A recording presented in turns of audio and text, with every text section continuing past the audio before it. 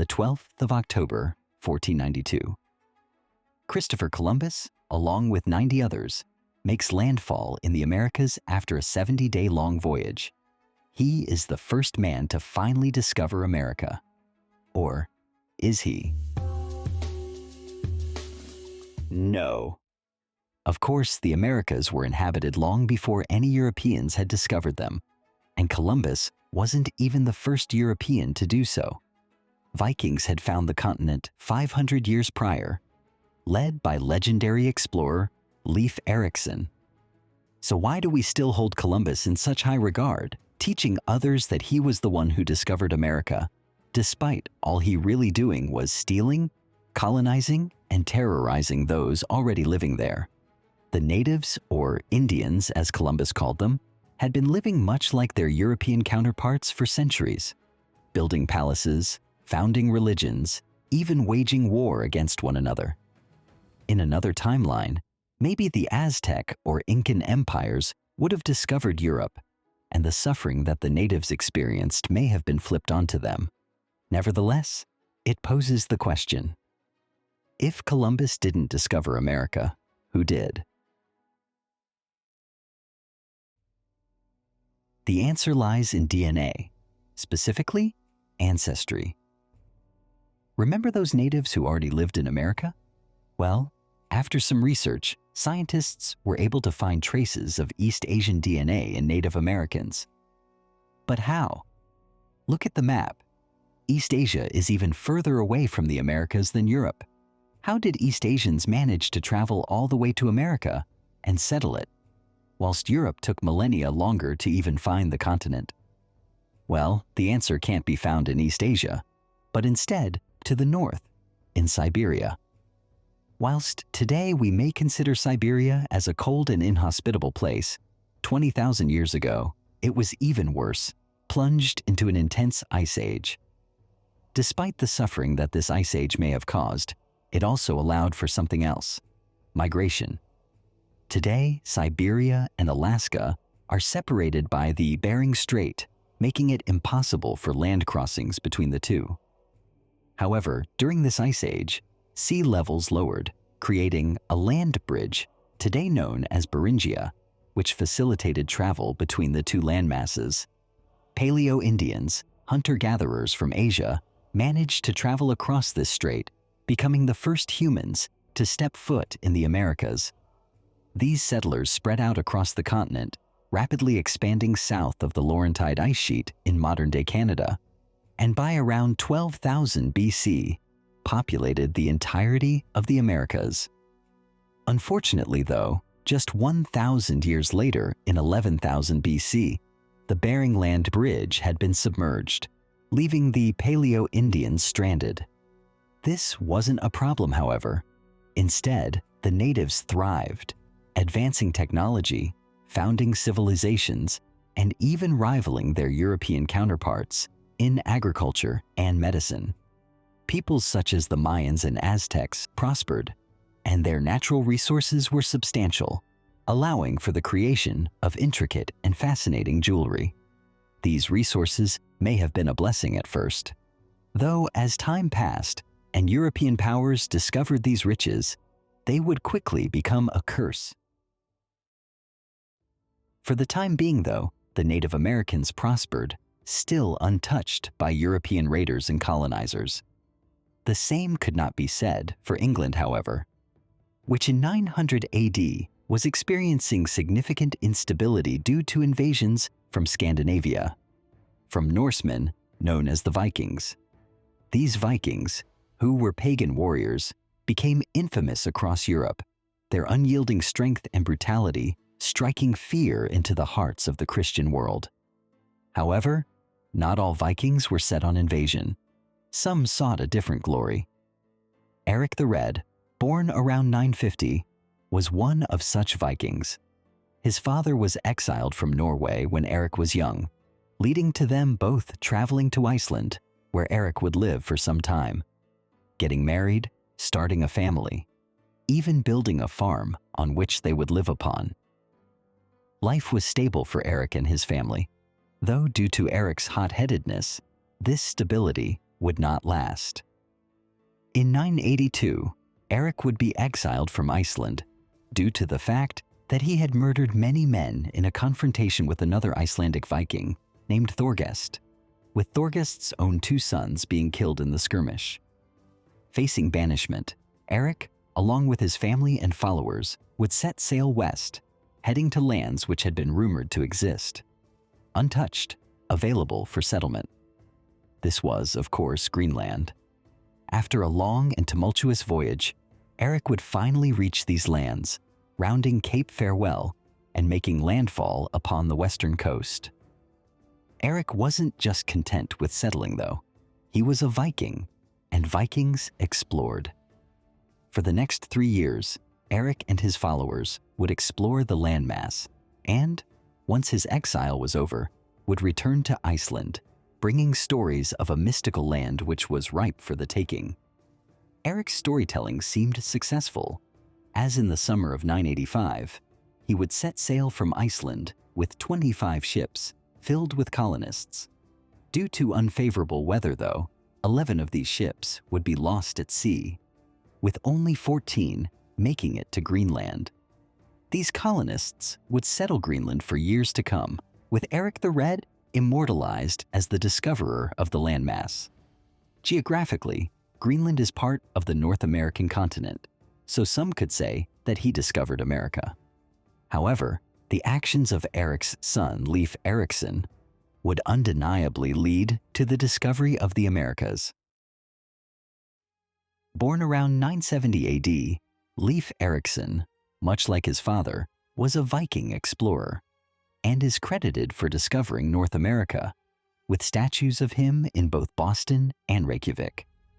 Though his discovery of North America in approximately 1000 AD is undisputed, there are conflicting stories on how Leif discovered the continent. According to the saga of Erik the Red, Leif was on his way from Norway to spread Christianity to the people of Greenland, when a storm forced him off course and onto an unknown coast. The coast of America, or Vinland, as the Vikings came to call the land. In Vinland, Leif and his crew found wild grapes, self-sown wheat, and maple trees. After loading his ship with these goods, he sailed back to Greenland, rescuing a group of shipwrecked sailors along the way. On the other hand, according to the saga of the Greenlanders, Vinland was first sighted in 986 AD by Bjarni Herjolfsson and his crew after accidentally heading off course due to wind and fog. Believing it to be somewhere other than Greenland, the Vikings did not disembark onto America, but instead turned back to Greenland, telling of their encounter with the foreign land to others. Roughly 15 years later, Leif Erikson purchased Bjarni's ship and gathered a crew of 35 men, intending to sail to the lands foretold by Bjarni. Erik the Red intended to join his son on this journey, but after falling off of his horse whilst heading to the ship, decided to stay in Greenland, interpreting the incident as a bad omen.